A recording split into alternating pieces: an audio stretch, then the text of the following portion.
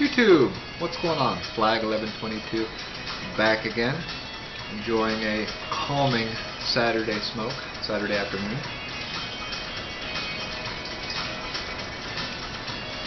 Decompression, break time. Smoking a cob. I believe this is a country gentleman. Smoke a cob sometimes, not often, but the mood hits me.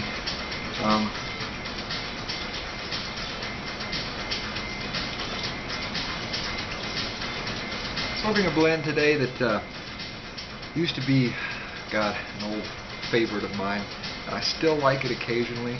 I'm on a new journey this year. I'm on a Lakeland journey, and I want to kind of rediscover some blends that I kind of put on the back, kind of pushed aside in the back burner. An old classic, Blue Note by Dan Tobacco. When I first started smoking a pipe, this was one of the first 10 tobaccos that I purchased, along with some Peterson blends, Peterson Aromatics, Sweet Killarney, Sunset Breeze.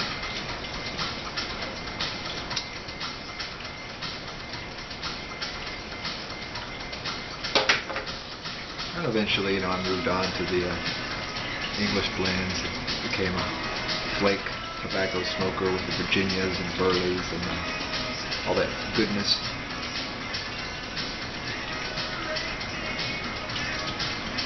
As a pipe smoker, you've got to expand your horizons, and sometimes to expand your horizons, you've got to take 2 steps forward and take 1 step back, and you sort of reevaluate your history and where you came from and what you used to enjoy. And sometimes it's nice to go back and rediscover. I made a video last year about aromatic awakenings, rediscovering aromatic tobaccos. I've been doing that slowly but surely. A little coffee in my goofy mug. I'm sure I'll probably get lots of coffee in this sponge-like mustache. Something I've noticed about this, though, with the Lakelands I've tried so far here lately, and aromatic tobaccos that I've gone back towards, I think, over the last few years especially, I get used to smoking like real high quality Virginias from McClellan and English blends, like Penzance and stuff like that. And, I'm a fast puffer anyway. I've always struggled with just puffing the fire out of my pipe, just constantly. I'm usually like on the move actually when I smoke a pipe. If I'm not like walking around outside or doing like yard stuff, smoking a pipe, I'm watching stuff on the computer, and sometimes I kind of forget how fast I'm puffing, so I just puff the Magic Dragon just all over the place.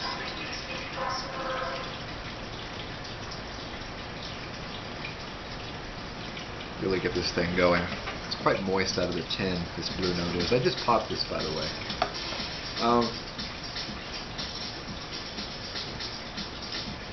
And going back to aromatics, I've found that I have to kind of retrain myself again to smoke aromatics. By that I mean, I'm a fast puffer anyway.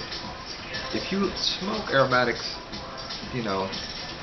quickly, if you puff too quickly, just keep puffing and keep puffing, you're going to get tongue bite, no matter how great the aromatic is. It's just kind of almost a given for me.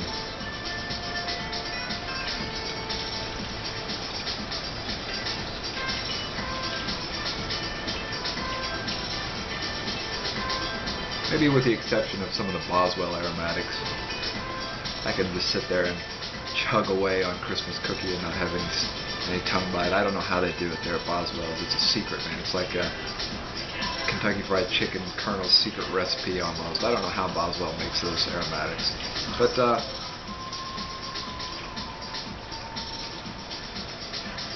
I'm having to kind of retrain my tongue to smoke aromatics. And I gotta tell you, I'm getting a lot of bliss from aromatics again. It's very strange, I know there's maybe some negativity towards aromatics after like the first year of you smoking a pipe. I know you talk to a lot of people, maybe at your local tobacconist, and they say, well, yeah, I used to smoke aromatics, but that's all garbage now. I'd never go back to smoking aromatics. And the same kind of attitude is sort of kind of like online too, on the YouTube pipe smoking community. There's your aromatic guys, and that's kind of all they do. That's all they smoke. But seems like aromatics have got kind of a bad rap, and that's partially due to some of these aromatic blends that are just really low quality. I'm not pointing any fingers, exclusively, but like Borkum Riff, and anything with like a whiskey laced on top of it, I'm not really that crazy about. So another reason why I really like these, I dub them kind of like European aromatics from like Dan Tobacco or McBaron. It just seems like they're just a little bit better quality, and not necessarily like better in the fact that the tobacco they use in there is better, like the Virginias or the Cavendish. It's just like the topping is different, so it just seems like the topping is a lot more subdued in the European aromatics, and it's a lot more smokable. But I definitely should have let this dry out a little bit. But Blue Note, I'm so glad to kind of come back to it. It's hard to find too. I'm lucky to get this. It's pretty hard to find online now too. Smoking Pipes or Pipes and Cigars doesn't seem to have it lately. My local tobacconist, Romeo's Uptown Pipes and Tobaccos, has it almost always. I don't know why that is.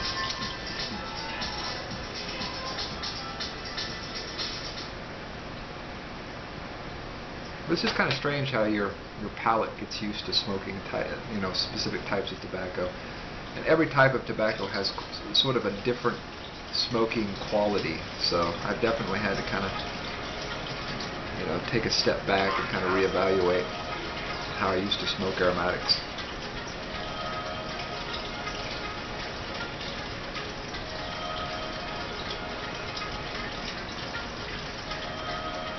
Definitely, that's one of my goals, though, of 2014, to slow down with the pipe, get more enjoyment out of it, come back to the art of pipe smoking instead of just kind of being manic like I usually am with everything.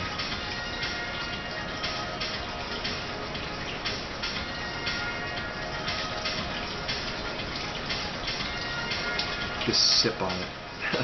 Anyway, guys and gals, the pipe smoking community, that's all for me today. Hope you're having a absolutely wonderful weekend. I know I am. The weather is nice today. It's like 50 degrees in Northwest Arkansas, so a definite turnaround from the last few weeks. So very fortunate for that. Anyway, have a great day. I'll talk to you real soon. Cheers.